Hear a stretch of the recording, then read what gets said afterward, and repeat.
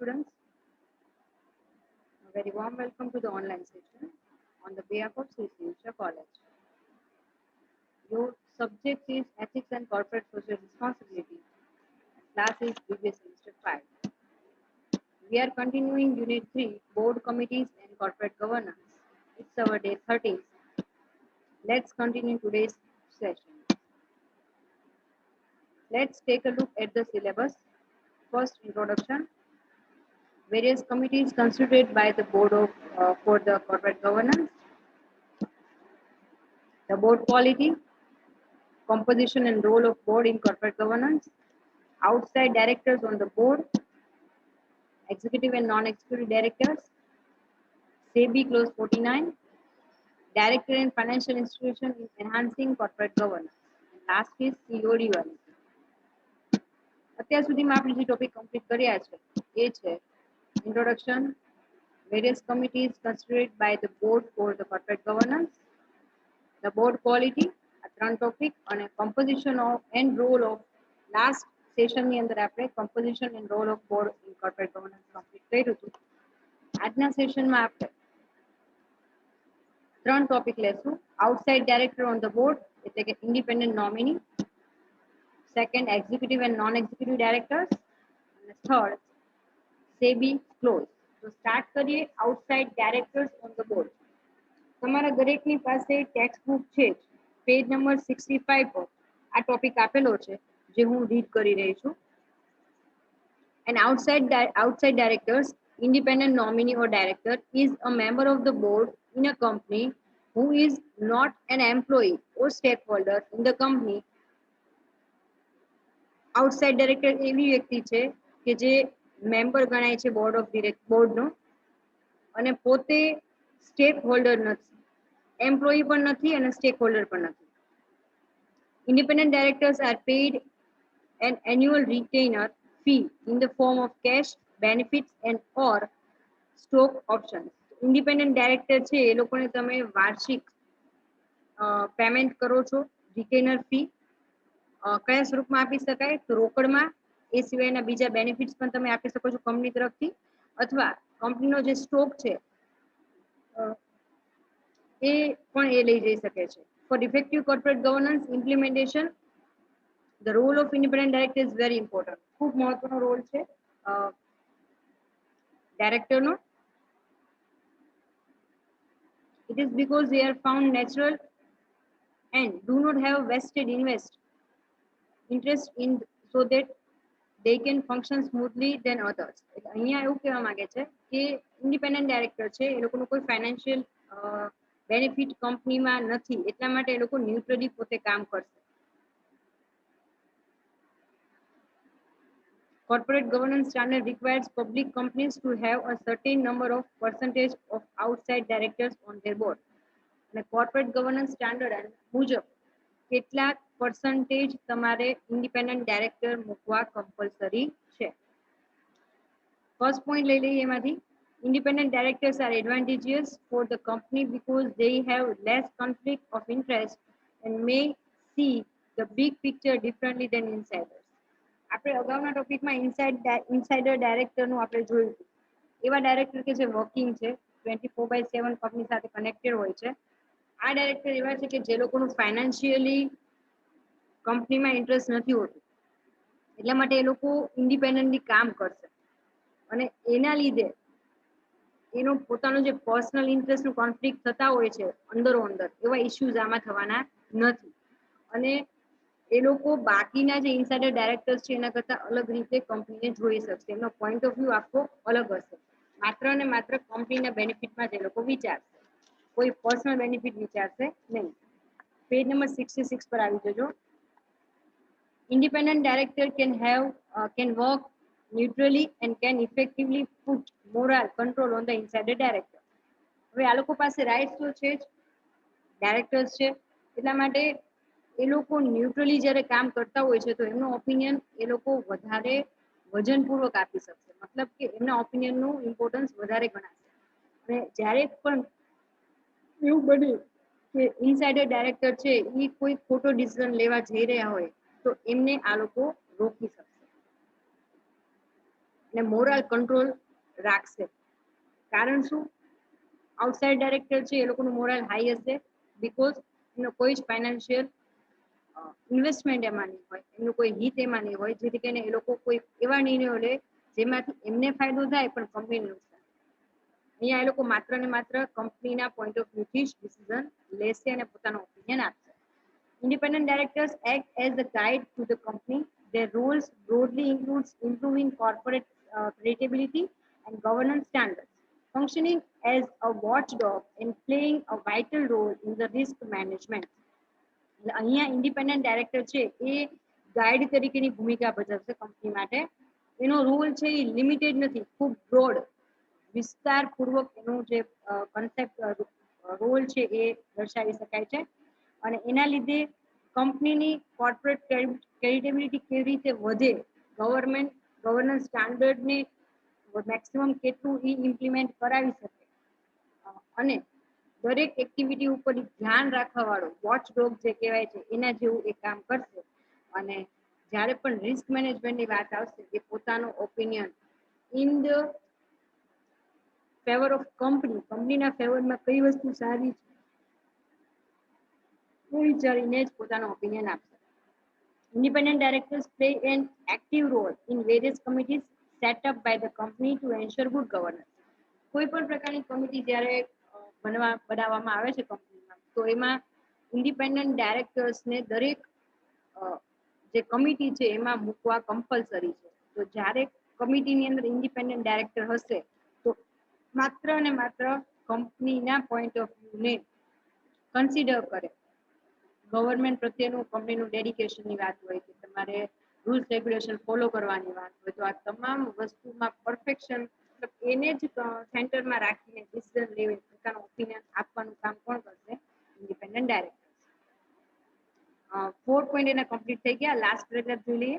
Independent director should make up at least 2/3 of the directors in the audit committee of the listed company to oversee the financial reporting process and disclosure of the company's financial information, ensure compliances with listing and other legal requirements, disclosure of party-related transactions and qualifications in the draft audit report, among other things. So અહીંયા independent director છે એ at least 2/3 total ડાયરેક્ટરના number of ડાયરેક્ટરમાંથી 2/3 હોય એ independent હોવા જોઈએ, જેથી કરીને અને કઈ કમિટીમાં audit માટેની કમિટી. ઓડિટ કમિટીનું કામ શું છે?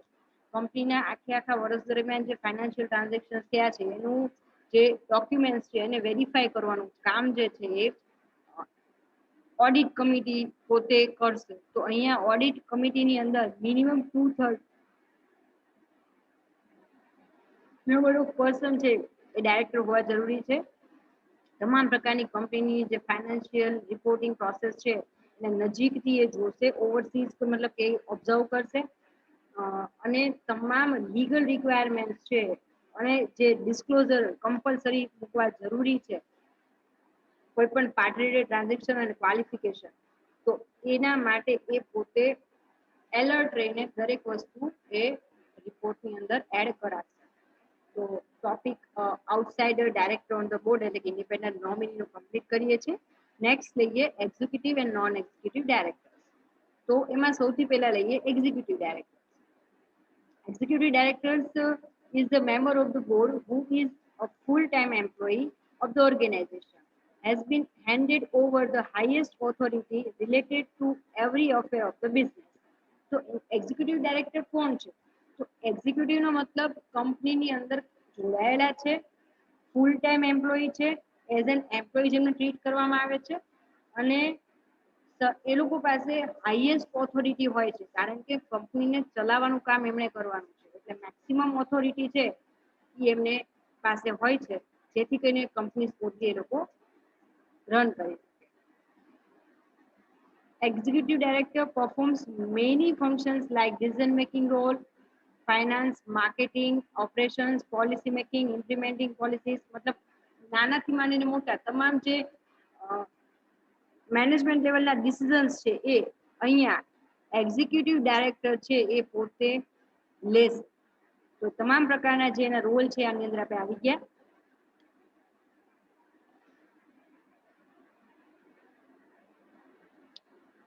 નોન એક્ઝિક્યુટિવ ડાયરેક્ટરની કમ્પેરિઝનમાં એમનું standard of care of required for executive director is much higher than that is required for મતલબ કે જ્યારે તમે એક્ઝિક્યુટિવ ડાયરેક્ટરની નોંધણી નિમણૂક કરતા હોય અપોઇન્ટ કરતા હોય તો નોન એક્ઝિક્યુટિવ કરતા એક્ઝિક્યુટિવ ડાયરેક્ટરના સ્ટાન્ડર્ડ તમારે વધારે હાઈ રાખવા પડશે જેથી કરીને કંપનીને રન કરવા માટેની જે ઓથોરિટી છે એ ખોટી વેચી આવે નહીં. નેક્સ્ટ લઈ લઈએ the executive director is responsible for the strategic planning. વસ્તુ રિપીટ જ થાય છે છતાં એક વખત લઈ લઈએ. કોઈ પણ પ્રકારના મેઇન જે ગોલ સેટ કરવાના છે અને અચીવ શોર્ટ ટર્મ કે લોંગ ટર્મ ગોલ જેને આપણે સ્ટ્રેટેજિક પ્લાનિંગ કહીએ છીએ એ પ્લાનિંગની એક્ટિવિટી કોણ કરશે તો રિસ્પોન્સિબિલિટી કોની છે એક્ઝિક્યુટિવ ડાયરેક્ટરની. Working with the board of directors board of director સાથે કામ કરવા and operating within the budget અને માત્ર જે તમને કંપની એક બજેટ આપેલું હોય કે આટલા બજેટની અંદર તમારે આટલી આટલી વસ્તુ કમ્પ્લીટ કરવાની છે તો એ વસ્તુનું responsibility કોની થશે executive director. Executive director is also involved in the day to day management of the organization. એ ઓર્ગેનાઇઝેશનના જે ડે ટુ ડે મેનેજમેન્ટમાં છે એમાં 24/7 એન્ગેજ રહેશે અને એ કામ છે ઇન્વોલ્વ થઈને એ કામ કરશે.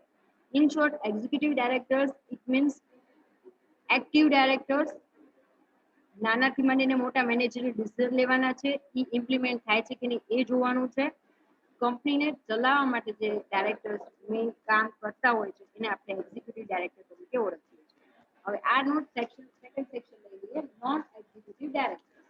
The importance of non-executive directors has emerged in the recent times with increasing size of the organization and with the increasing stakeholder of the corporate enterprise. તો હવે નોન એક્ઝિક્યુટિવ ડાયરેક્ટર અગાઉ આપણે જોયું ઇન્ડિપેન્ડન્ટ ડાયરેક્ટરની વાત થઈ હવે નોન એક્ઝિક્યુટિવની વાત કરીએ છીએ.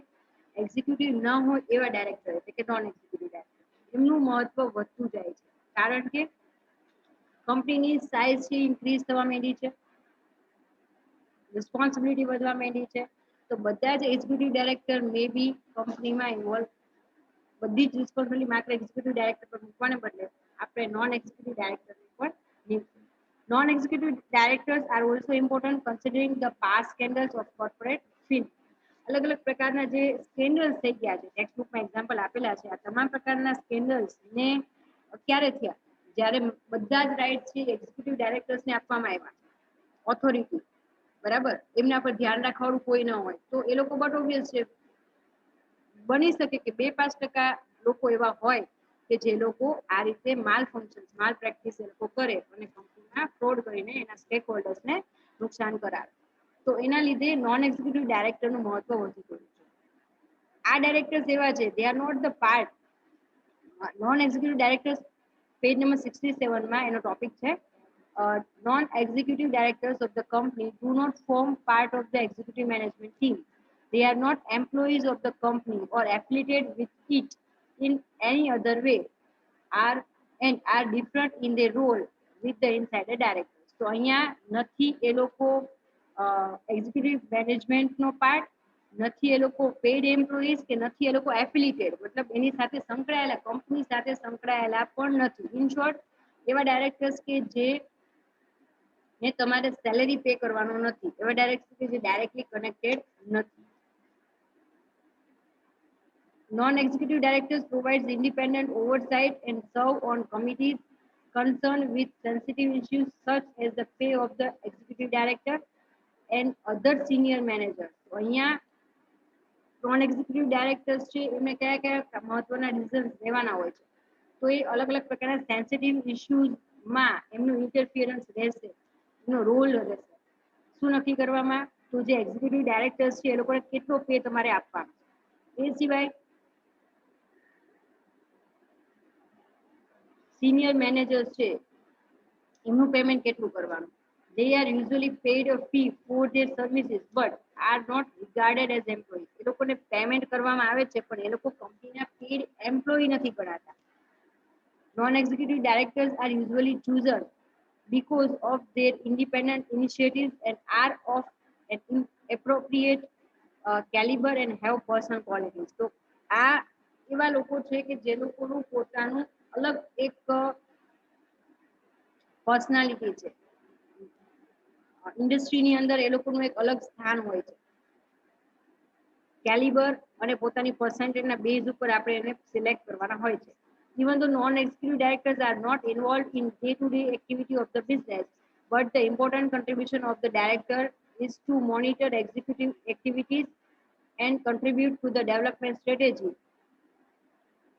તો અહીંયા એ ડે ટુ ડે એક્ટિવિટીમાં ઇન્વોલ્વ ભલે નહીં થવાના હોય પણ છતાં એમનું ઇમ્પોર્ટન્સ છે એ ખૂબ વધારે છે. કઈ રીતે? તો non executive NE director can also B referred as the external director. આપણે એને એક્સટર્નલ ડાયરેક્ટર તરીકે પણ ઓળખીએ છીએ.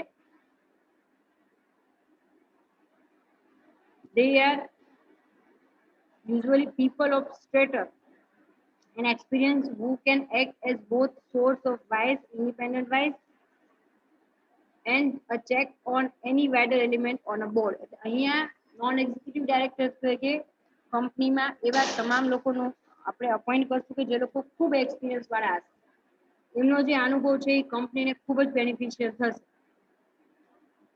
A non-executive director of company should in general possess the following qualities. આ પ્રકારની ક્વોલિટીઝ એનામાં હોવી જરૂરી છે. Like he must be independent of his thinking. એનું પોતાનું એક વ્યક્તિત્વ હોવું જોઈએ, પોતાનું થોટ પ્રોસેસ હોવી જોઈએ અને પોતે પોતાનો ઓપિનિયન ફ્રન્ટલી આપી શકે એમ હોવા જોઈએ. he must not be biased. મતલબ એનો ઓપિનિયન હંમેશા ન્યુટ્રલ હોવો જોઈએ. એ બાયસ ન કરી શકે. કોઈ એક ડિસિઝન લેવાનું હોય તો કોઈ ખોટી વ્યક્તિ કે કોઈ ખોટી પાર્ટીને અથવા ટીમને એ બાયસ કરીને એના ફેવરમાં ડિસિઝન આપે એવું ન હોવું જોઈએ. Means he should be natural. He must possess a wide experience, means that he is or he should not be too young. મતલબ કે એ યંગ ન હોવો જોઈએ. અનુભવ ક્યારે આવે? 5, 10, 15 વર્ષનો અનુભવ હોય તો એ મિનિમમ એક્સપિરિયન્સ કહેવાય. તો અહીંયા ખૂબ જ નાના અને યંગ વ્યક્તિને તમે નોન એક્ઝિક્યુટિવ ડાયરેક્ટર તરીકે નહીં લઈ શકો, એક્સપિરિયન્સ વ્યક્તિને જ લેશો. He must possess special knowledge related to the day-to-day affairs of the company. એ વ્યક્તિનો પોતાનો અનુભવ જે તે કંપની અથવા એના રિલેટેડ કંપનીઝમાં એટલો હશે કે એનો જે 15, 20, 25 વર્ષનો એક્સપિરિયન્સ છે એ એક્સપિરિયન્સ છે એ કંપનીના જે કાંઈ પણ મેટર્સ આવે છે, financial, non financial, legal, illegal, તો એ તમામ પ્રકારની મેટર્સમાં એ પોતે પોતાના નોલેજથી કંપનીને બેનિફિટ કરાવી શકે. He must possess some personal qualities and foresightedness for guiding the company on proper track. મતલબ એની પાસે એક વિઝન હોવું જોઈએ. જો અનુભવ હશે તો વિઝન ઓટોમેટિક ડેવલપ થવાનું છે. જે વ્યક્તિ એવી વ્યક્તિ કે જેની પાસે કંપનીમાં as a managerial personal executive director અથવા કોઈ પણ પોસ્ટ એવી છે કે જે મેનેજમેન્ટ રિલેટેડ છે, એમાં એને 10, 15, 20, 25 વર્ષનો અનુભવ છે, તો એ અનુભવ 100% એને જે જુનિયર્સ છે એ લોકોને ખૂબ કામ આવશે અને અલ્ટિમેટલી એનો બેનિફિટ કંપનીના શોર્ટ ટર્મ અને લોંગ ટર્મ ડિસિઝનમાં અને કંપનીના ગ્રોથમાં થશે. તો અહીંયા આપણે એક્ઝિક્યુટિવ અને નોન એક્ઝિક્યુટિવ ડાયરેક્ટરનો ટોપિક કમ્પ્લીટ કર્યો. હવે આપણે સ્ટાર્ટ કરીએ છીએ SEBI close 49. The Security Exchange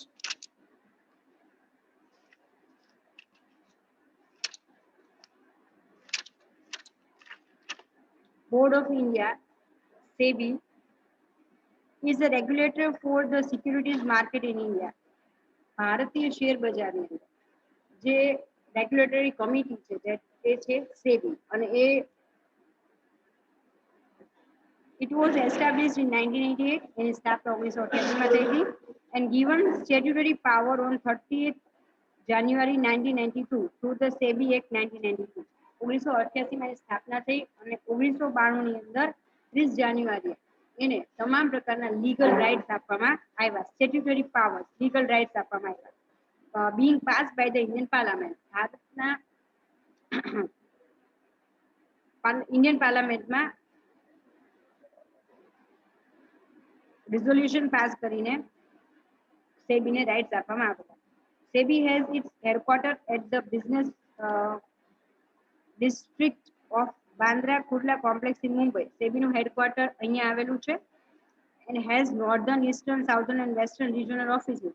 એની 4 અલગ-અલગ regional offices આવેલી છે in New Delhi, Kolkata, Chennai અને અમદાવાદ. આ 4 મેટ્રો સિટીની અંદર એની પોતાની regional offices આવેલી છે. Initially SEBI was a non-statutory body without any statutory power. જ્યારે શરૂઆત સ્થાપના થઈ 1988 ની વાત છે ત્યારે એ નોન સ્ટેટ્યુટરી પાવર મતલબ એની પાસે કોઈ કાયદાકીય હક નહોતા કે આમ મારે આ વસ્તુ કરાવી છે, રાઇટ પાવર્સ નહોતા. પણ પછી 1992 માં જ્યારે સેબી એક ને એક સ્વરૂપ આપવામાં આવ્યું ત્યારથી એને પોતાને તમામ પ્રકારના સ્ટેટ્યુટરી રાઇટ્સ એટલે કે પાવર આપવામાં આવ્યા છે. કોર્પોરેટની અંદર page number 68 paragraph number 3 on the other and ના ડાયરેક્ટ પેરેગ્રાફ નંબર 4 માં આવી જાઓ. બે પેરેગ્રાફમાં માત્ર કોર્પોરેટ કંપનીઝની વાત થઈ છે અને લિબરલાઇઝેશન અને રિલેટેડ ડેવલપમેન્ટની વાત થઈ છે. નેક્સ્ટ પેજ નંબર 68 માં last paragraph as a major step towards codifying the corporate governance norms, SEBI enriched the clause 49 in the inquiry listing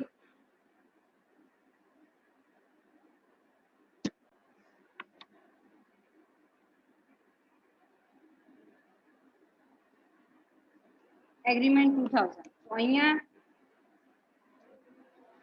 SEBI ની અંદર clause 49 ની અંદર equity listing agreement 2000 માં ખૂબ મહત્વનું મેજર સ્ટેપ લેવામાં આવ્યું જ્યારે એનું અપડેશન થયું, which now serves as a standard of corporate governance in India. અને હવે ઈ ક્લોઝ 49 છે એ કોઈ પણ પ્રકારની કંપની, પછી એ પ્રાઇવેટ કંપની હોય, પબ્લિક કંપની હોય, ગવર્મેન્ટ હોય, સેમી ગવર્મેન્ટ હોય, તો એના માટે આ ક્લોઝ 49 ને ફોલો કરવું ખૂબ જરૂરી છે. With the clause 49 was born the requirement that the half the directors on a listed company's board must be independent directors. તો સૌથી પહેલો નિયમ એમને એ મૂક્યો કે જે ડાયરેક્ટર્સની સંખ્યા છે એમાં હાફ એટલે કે 50% નંબર ઓફ ડાયરેક્ટર્સ છે એ ઇન્ડિપેન્ડન્ટ હોવા જરૂરી છે કોઈ પણ બોર્ડની અંદર, board of directors. In the same clause, the SEBI had put forward the responsibility of the audit committee, which was to have a majority independent directors. અને અગાઉ જે આપણે વાત થઈ એ પ્રમાણે જે ઓડિટ કમિટી છે એની અંદર 2/3 ની વાત થઈ હતી, તો એ 2/3 છે ઇન્ડિપેન્ડન્ટ ડાયરેક્ટર મૂકવા જરૂરી છે, અપોઇન્ટ કરવા જરૂરી છે. The clause 49 પેજ નંબર 69 પર the clause 49 of the listing agreement shall be applicable to all companies whose equity shares are listed on a recognized stock exchange. તો કોઈ પણ સ્ટોક એક્સચેન્જમાં લિસ્ટેડ જે કંપનીઓ છે એને આ ક્લોઝ 49 apply થાય છે. However, compliance with the provisions of the clause 49 shall not be mandatory for the time being in respect of the following clause of the company. નીચેના બે પોઈન્ટ આપેલા છે જેની અંદર આ અમેન્ડમેન્ટ કમ્પલસરી એ લોકોને એપ્લાય થતું નથી. Point 1, companies having paid up equity share capital not exceeding 10 crore and net worth not exceeding 25 crore as on the last day of the previous financial year. તો એવી કંપનીઓ કે જેની equity share capital છે 10 કરોડથી વધતી ન હોય અને જે નેટવર્થ છે બિઝનેસની નેટવર્થ એ 25 કરોડથી વધતી ન હોય એ લોકો માટે આ નિયમ એપ્લાય થતો નથી. બી આપ્યું છે companies whose equity share capital is listed extensively on the SME. તો એસએમઈ ની અંદર એવી તમામ કંપનીઓ કે જેના ઇક્વિટી શેર છે એ લિસ્ટેડ કરવામાં આવેલા. તો આ બે પ્રકારના જે કેટેગરીમાં જે કંપનીઝ આવે છે એ લોકોને ક્લોઝ 49 એપ્લાય કરવું કમ્પલસરી નથી. હવે આપણે જોઈએ આગળ ડિટેલમાં ક્લોઝ 49 કઈ કઈ વસ્તુઓ માટે છે.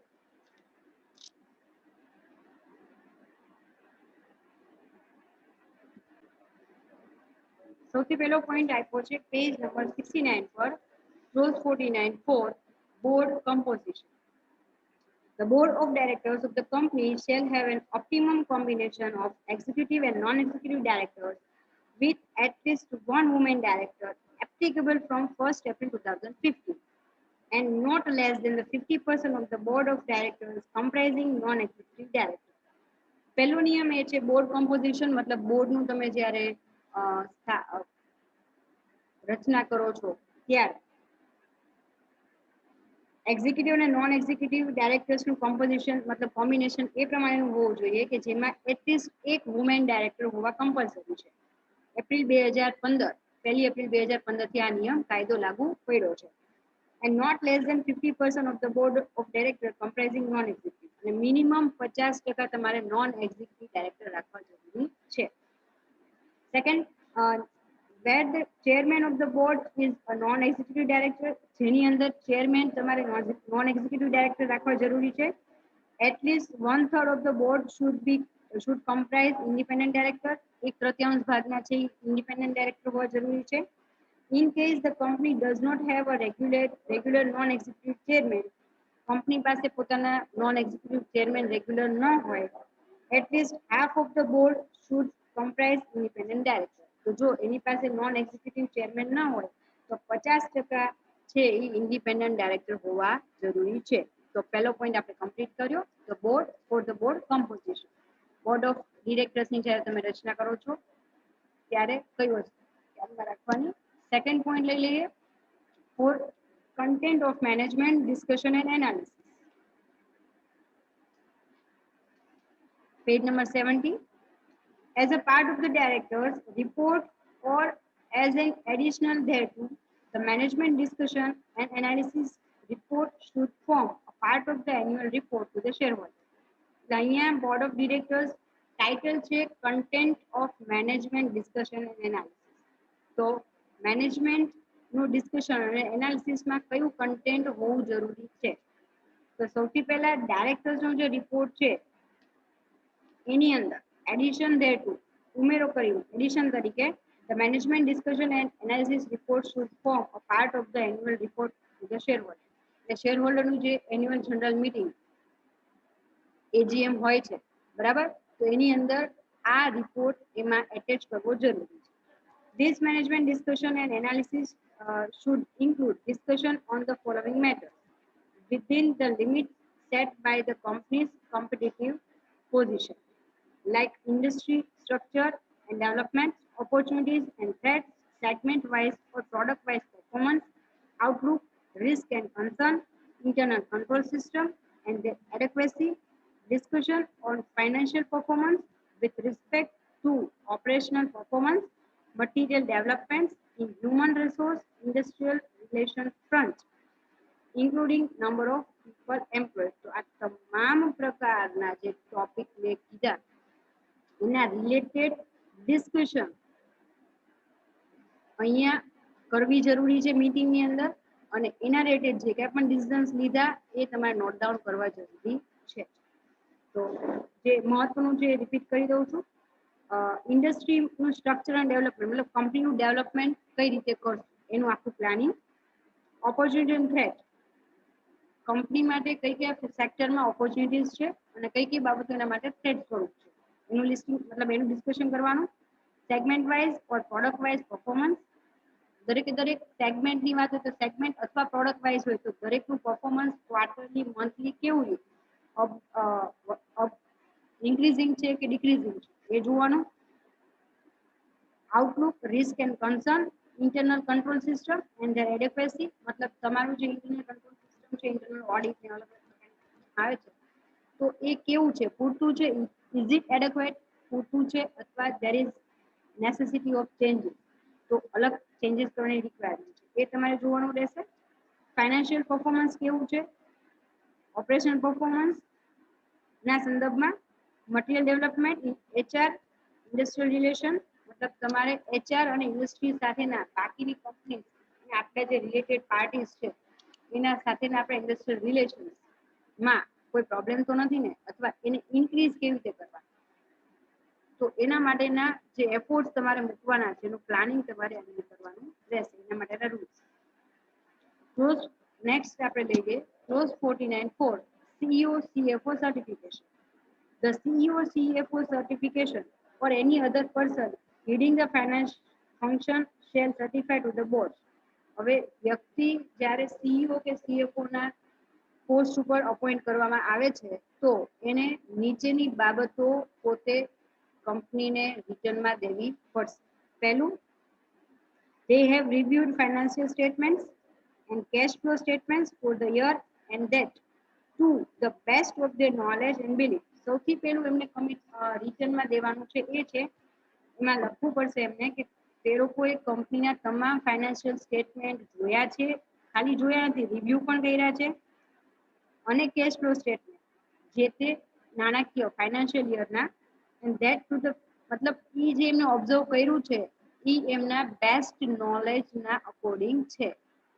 Second point, there are no transactions entered that are fraudulent, illegal and violative of the company's code of conduct. પહેલા સર્ટિફિકેશનમાં દેવાનું છે કે એમને તમામ ફાઇનાન્શિયલ ટ્રાન્ઝેક્શન્સને ઓબ્ઝર્વ કર્યા છે. સેકન્ડ, કમિટમેન્ટ એ આપવાનું કે આ ઓબ્ઝર્વ કર્યા પછી એમને એમ લાગે છે કે આ તમામ પ્રકારના ટ્રાન્ઝેક્શન્સ છે બધા લીગલ છે, એમાં કોઈ જ ઇલીગલ એક્ટિવિટી નથી થઈ, કોઈ માલ ફંક્શન એક્ટિવિટી નથી થઈ, કોઈ જ અમાઉન્ટનું મિસઅપ્રોપ્રિએશન થયું નથી. તો આ કમિટમેન્ટ એ લોકોએ આપવાનું હોય છે રિટર્નમાં.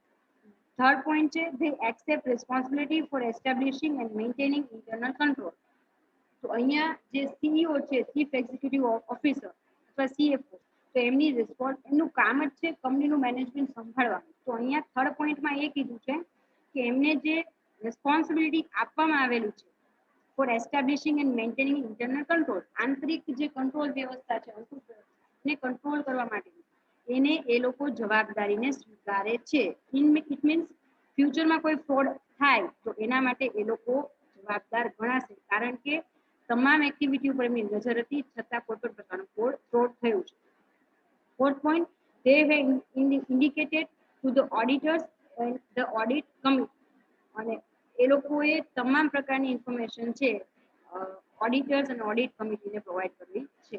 તો ફોર્થ પોઈન્ટ આપણે થર્ડ પોઈન્ટ કમ્પ્લીટ કર્યું. આપણે ફોર્થ પોઈન્ટ લઈ લઈએ,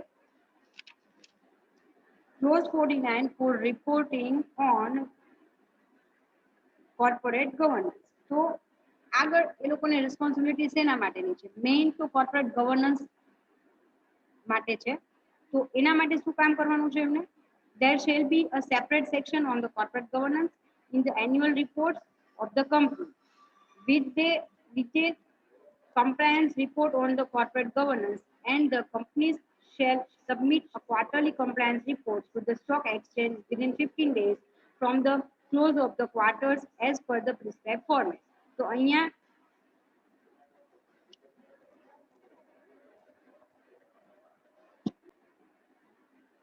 કંપનીનો જે એન્યુઅલ રિપોર્ટ છે એની અંદર એક અલગ જ સેક્શન તમારે ઊભું કરવાનું છે, અલગ રાખવાનું છે કોર્પોરેટ ગવર્નન્સના હેડ નીચેનું, જેની અંદર ડિટેલ કમ્પ્લાયન્સ રિપોર્ટ આપવાનો છે. કોના ઉપર? તો કંપનીનું જે કોર્પોરેટ ગવર્નન્સ છે and the company shall submit the quarterly compliance report, અને એ ડિટેલ રિપોર્ટ કંપનીએ સબમિટ કરવો પડશે to the stock exchange કે જ્યાં એમનું લિસ્ટિંગ કરવામાં આવેલું છે within 15 days from the close of the quarter as per the prescribed format. તો અહીંયા કોર્પોરેટ ગવર્નન્સને જે ડિટેલ આપણે સબમિટ કરવાની છે એનું એક પ્રિસ્ક્રાઇબ ફોર્મેટ છે.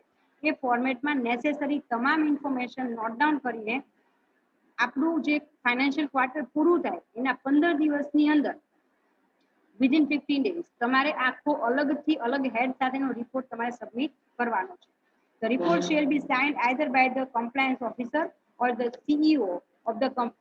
તો અહીંયા કમ્પ્લાયન્સ ઓફિસર અથવા સીઈઓ દ્વારા આ રિપોર્ટ છે એ સાઇન કરવામાં આવેલો હોવો જોઈએ.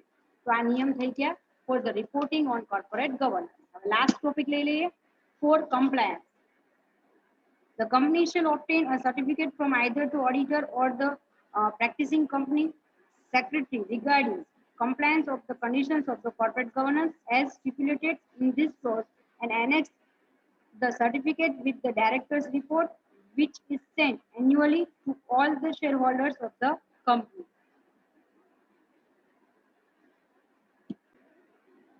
કંપનીએ સર્ટિફિકેટ ઓબ્ટેન કરવાનું છે અને જે કંઈ પણ ડિટેલ્સ પ્રોવાઈડ કરી છે એ ઓકે છે એના માટેનું. પ્રેક્ટિસિંગ કંપનીઝ ઓડિટ કોની પાસેથી? તો ઓડિટર અથવા કોઈ પણ પ્રકારનો કંપની સેક્રેટરીનું કામ કરનારી વ્યક્તિ ઓથોરાઇઝ હશે, બરાબર.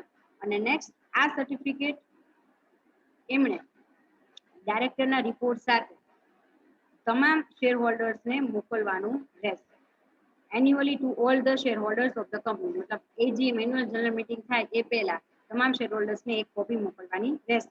The same certificate shall also be sent to the stock exchange along with the annual report filed up by the company.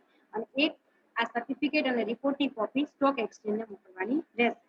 Besides the above provisions, some non-mandatory provisions are also inserted in the listing agreement clause 49. ઉપરના જે legal છે તો એ સિવાયના non mandatory મતલબ ફરજિયાત ન હોય એવા મરજિયાત કરો તો સારું, એડ કરો તો સારું એવા કેટલાક ડિટેલ્સ છે, પ્રોવિઝન્સ છે એ અહીંયા ક્લોઝ 49 માં એડ કરવામાં આવેલા છે.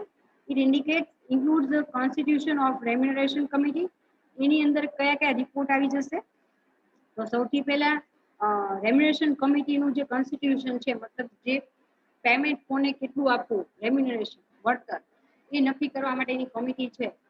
તો એ કેવી રીતે બનાવવામાં આવી છે, એમાં કેટલા લોકો કઈ કઈ પોસ્ટ વાળી વ્યક્તિઓ સામેલ છે એની ડિટેલ્સ, ટ્રેનિંગ ઓફ બોર્ડ મેમ્બરને કઈ રીતે ટ્રેનિંગ આપવાની છે એની ડિટેલ્સ આપવામાં આવેલી છે એની details, peer evaluation of board members and whistle blower policy. તો આ ડિટેલ્સ છે એ એડિશનલ છે કે જે તમે આપો તો વધારે સારું. ઇટ્સ નોટ મેન્ડેટરી, કમ્પલસરી નથી, પણ જો પ્રોપરલી બધી જ વસ્તુઓ ઓન પેપર હોય તો જો આપશે તો કંપનીની ગુડવિલ છે માર્કેટમાં વધશે.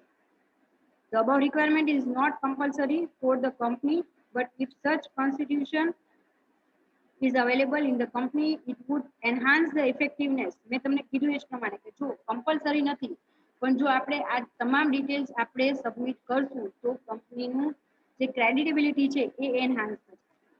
Despite of all the mandatory and non-mandatory requirements as per clause 49, India was still not able to project itself having highest standards of corporate governance. 5 topic આપણે કમ્પ્લીટ કર્યા. આ તમામ પ્રકારના રૂલ્સ રેગ્યુલેશન ફોલો કરવા છતાં પણ હજી જ્યારે વર્લ્ડ લેવલની વાત આવે છે તો કંપની ઇન્ડિયાની જે કંપનીઝ છે એ કંપનીમાં હજી પણ ક્યાંક કંઈક પૂર્ણ પડી જાય છે. Taking forward the company's law 2013 also came up with the dedicated chapter on corporate governance. 2013 નો જે નવો લેટેસ્ટ આપણે કંપની લોમાં એમેન્ડમેન્ટ કરીને આપણે નવો લો આપણે જે પડ્યો છે એની અંદર પણ આખું કોર્પોરેટ ગવર્નન્સનું આખું સરસ મજાનું ચેપ્ટર અને ડિટેલ્સમાં તમને બધું આપેલું છે. Under this law, various provisions were made under at least 11 heads like composition of board. મતલબ અહીંયા આ લોની અંદર 11 અલગ અલગ પ્રકારના હેડ આપવામાં આવેલા છે કે જેની અંદર તમામ નાનાથી માંડીને મોટી ઇન્ફોર્મેશન ડિટેલમાં પ્રોવાઈડ કરી છે. એમાંની કેટલીક વસ્તુઓ છે કોમ્પોઝિશન ઓફ ધ બોર્ડ, બોર્ડનું કેવી રીતે કમ્પોઝ કરવું, બનાવવું કેવી રીતે, બિલ્ડઅપ કેવી રીતે કરવાનું, women director, independent director, director training and evaluation, audit committee, nomination and remuneration committee, subsidiary companies, internal audit, SFIO, risk management committee, and compliance to provide a rock solid framework around the corporate governance. તો આ તમામ પ્રકારના વિષયો છે જે ખરેખર જરૂરી છે, જેના વિશેની ઇન્ફોર્મેશન પ્રોવાઈડ કરવી શેર હોલ્ડર્સને જરૂરી છે, જે ઓથોરિટીઝ છે એમને આપવી જરૂરી છે. તમામ અહીંયા કંપની એક્ટની અંદર 2013 માં આપણે એડ કરવામાં આવેલું છે. Thus, by adhering to above concern of clause 49, corporate governance of the company can be enhanced and chances of the manipulation and fraud in the functioning of the organization can be eliminated to the major extent. In short, આ તમામ પ્રકારના update લાવવાનો સૌથી મોટો એમ એ જ છે કે કંપનીની અંદર બને એટલા ફ્રોડ છે એની સંખ્યા ઘટાડી શકાય, તમે મિનિમાઇઝ કરી શકો અને બહુ જ સ્મૂથલી કંપની પોતાનો ગ્રોથ કરે, કંપની પોતે ગ્રો કરે, પોતાના એમ્પ્લોઈઝનો ગ્રોથ કરે અને અલ્ટિમેટલી નેશનનો પણ ગ્રોથ થાય. કારણ કે કોઈ એક કંપનીમાં જ્યારે કોઈ ફ્રોડ બહાર આવે છે તો કંપની 5, 7, 10 વર્ષ પાછળ પડી જાય છે. એ બાકીના ઘણા બધા લોકોને અફેક્ટ કરતું હોય. જ્યારે કોઈ પણ કંપનીમાં મોટા પાયે ફ્રોડ થાય છે અને એના રિલેટેડ જેટલી પણ પાર્ટીઝ છે તમામ પાર્ટીઝ છે એ લોકોને ઘણો બધો લોસ બેર કરવો પડે છે અને એની ઇમેજ બધી વસ્તુ ખૂબ મતલબ કે નેગેટિવ થઈ જાય છે. આ બધી વસ્તુ ન થાય એના માટે સ્મૂથલી કામ થાય એના માટે અલગ અલગ પ્રકારના રૂલ્સ અને રેગ્યુલેશન્સ આપણે જોયા. બોર્ડ ઓફ ડિરેક્ટર્સ જે રૂલ છે એ પણ આપણે જોઈ લીધું અને સેબીના ક્લોઝ 49 5 જે મહત્વના પોઈન્ટ્સ આપ્યા એ પણ આપણે ડિટેલમાં જોયા. આજે આપણે આટલું રાખીએ છીએ, સેશન કમ્પ્લીટ કરીએ છીએ. આઈ હોપ કે તમને લોકોને સમજાણું હશે. એકચ્યુઅલમાં આ જેટલા પણ ટોપિક્સ લીધા એની અંદર સિલેક્ટેડ વસ્તુ રિફર કરવી પોસિબલ નહોતી, એટલા માટે મેં ટેક્સ્ટ બુકની અંદર આજના ટોપિકમાં પેજ નંબર 65 થી સ્ટાર્ટ કરીને પેજ નંબર 72 સુધીના તમામ પેજીસને થોરોલી રીડ કર્યા છે અને તમને એક્સપ્લેન કર્યું છે. તો હવે પછી આપણે જ્યાં જરૂરી હશે ત્યાં આ જ સિસ્ટમથી આગળ થિયરી લર્ન કરશું. આઈ હોપ કે તમને આ સિસ્ટમ સમજાણી હશે. સપોઝ તમારી પાસે ટેક્સ્ટ બુક નથી તો તમે વોટ્સઅપમાં ગ્રુપની અંદર મેસેજ કરી શકો છો. ઓકે, સો આજનું સેશન આપણે અત્યારે કમ્પ્લીટ કરીએ છીએ. Have a great day. Stay safe, stay